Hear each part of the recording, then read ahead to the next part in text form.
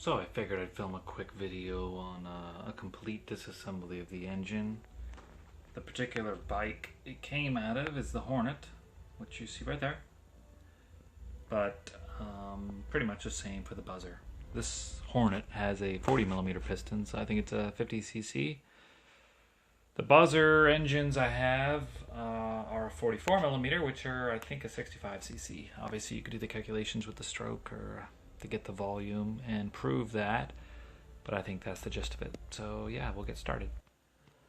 So I took the carburetor off and draining the oil. Obviously these are naturally easy steps. I might save this oil. It's obviously draining extremely slowly because it's through the small hole. I might just dump it out of that big one, but this is oil out of a Buzzer that was probably original oil, just out of another engine. Anyway, that's the gist of it. And while we're waiting for that to drain, we can go ahead and use our flywheel pullers. You can see this Hornet was a little more rusty. I might have to dip this in some evapor rust. Obviously these threads weren't in the best of shape either. Nobody's arguing that. Yeah, okay. There we go. I knocked my bottle over and started spilling my oil everywhere, but yeah. Yeah. So I pulled the magneto off, pulled the drive gear off, all waiting for this oil to drain. Just basic stuff at this point. Okay, so we've stripped this side. Once again, nothing special. So yeah.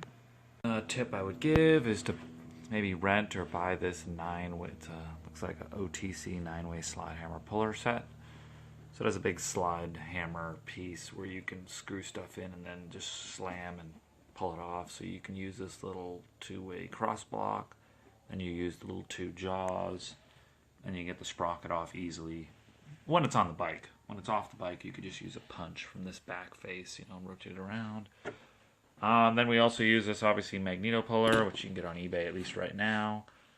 And that pretty much covers this side of the engine. For the clutch side, I just used 2 fasteners that I had out of another dirt bike case. Then you screw the slide hammer in, and then you can just pull it out. Obviously, I'd already done it with the slide hammer. So that makes life just easy, right? You don't need it. Obviously, you can do it with other methods or make up your own little block, but it just makes it a lot easier taking the engine apart, right? So, yeah. Next step would be to probably punch this keyway out. Like I said, I recommend a brass or aluminum punch, just because that way it won't mess up the keyway and won't form a burr on it. And feel free to refer to the parts diagram here. That way you can make sure you've removed all the bolts so you don't mess anything up. Also convenient when you're putting the engine back together. So we removed that half moon because it's going to make it easier to remove the snap ring. Otherwise, it's hard to fit the snap ring over this keyway. And once again, I would just put it in a baggie, right, with all that other stuff. That way you don't mix the keyways around, even though they might be the same, but just a pro tip. Now we get that snap ring off. And there's a washer, obviously, in that basket as well. We'll just put that snap ring in the same baggie. Like I said, it's just my tip. And we'll pull that out. Now this will pull right off. There's a large washer on that face, and you'll see that. It's all contained, so you don't have to worry about it coming out, but make sure you just put your washer back. I tend to put it back the way it came off, but you can see by the wear mark. But anyway, I'll put that in a baggie too, just because it's all oily, and it's actually clean right now, right? So you don't want it getting all dirty, and then you can see the inner workings in there, and this case is now ready to start coming off. So yeah, that's pretty much the gist. Also, from our last video, when we were doing the engine assembly, you can check that out. Oh, look, watch, there's a little washer there. Make sure you don't lose that. You could take it off right now, or you could just wait. Just definitely make sure you don't lose it anywhere, because obviously it's important. So yeah. So now I've obviously loosened all these fasteners, the ones inside the engine. Then typically what I do is I get a big rubber mallet, and I whack on this clutch hook piece. Try not to whack on this upper hook portion, right? I don't know. I don't think that would break off either, but I try to whack on this base portion to separate the case. Depending on if this case has been apart in the last 50 years, it'll, might come off harder. Some of them fall right off, though, if they've been off recently, obviously. So, yeah, we'll try our luck with it. I had this one off recently, so it should just fall off. Taking that apart, when it starts popping open like an eighth, a quarter of an inch, you want to watch, because that little sprocket you see here can bind on that shaft, and then it bends all this spring fork right here you see. So keep an eye on it, make sure it don't bind on the shaft, because then it's going to cause problems. This is what we talked about in our reassembly video, how sometimes the gears stay. So if you wanted to get these gears out, you just whack on the back here with a rubber hammer, and then it'll fall out. You know, do it above a soft floor surface, because you don't want it to fall and hurt something. Anyway, that's the gist of it. So you can set obviously all this off to the side. Not gonna need any of that. Excuse me. Now this bike was missing a washer that's supposed to go here, so we'll find another one to use, obviously. You can see they use like a bathroom caulk or something on here, but it was working and not leaking, so we'll reuse it. So yeah, that's pretty much the gist of it. We'll end this for now and continue on.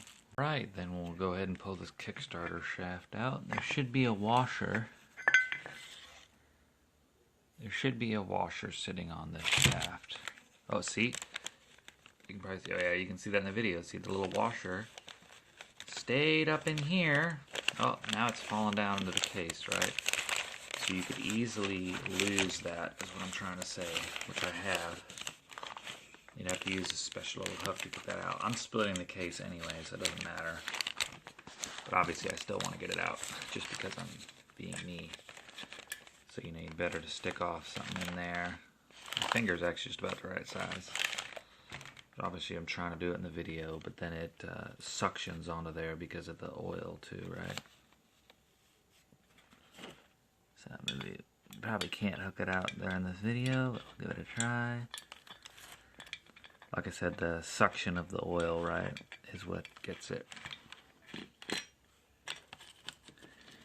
Anyway, I don't need to make this video any longer than it needs to be, but okay, we got it. See, this washer. Now, if you weren't splitting your case like me, it'd be more of a big deal, because then you pull this shaft out for whatever reason, and then you don't put it back on. Now, these splines, you can see, are actually in mint condition. That's pretty rare. Typically, they're all stripped because they get loose and people don't tighten them, and obviously it causes issues. So now we'll go ahead and undo all these fasteners, and I'll actually probably just take the head off first, because obviously we can't split it with that on. So that's the gist of it. Alright, we just undid these 4 head bolts. Obviously there's 4 washers on there too, and she'll just come off here. So now we just went ahead and pulled the actual cylinder off. Good idea to note that the piston cutout on the chopped out portion is the top. As you could probably see, my dad actually wrote top. It's getting covered in that tar now. My dad actually wrote top in the piston back when he originally took it apart. Yeah, it's interesting. Oh yeah. You can probably hear that clunking.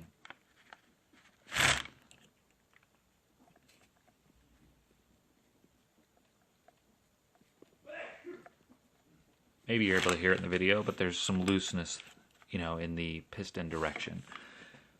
And this is why we're taking this engine apart, because the main bearing needles are probably really bad. So that's why we're in here. Trick, sometimes this gear, with that little washer on it, don't lose it. I find I need a puller on some of them, so this is the puller setup I'm using. You can rent it from O'Reilly. Just show them this picture. It's not super tight on there. You could probably just use a screwdriver. But this is just what I use, so we'll just put this in the pile. Don't lose that little washer. So we'll keep it on there nice and safe. Now we're ready to remove these other fasteners. Only other thing I will note here is that this stop plate is what this is called. This is the custom one. It's like 50 thou thick.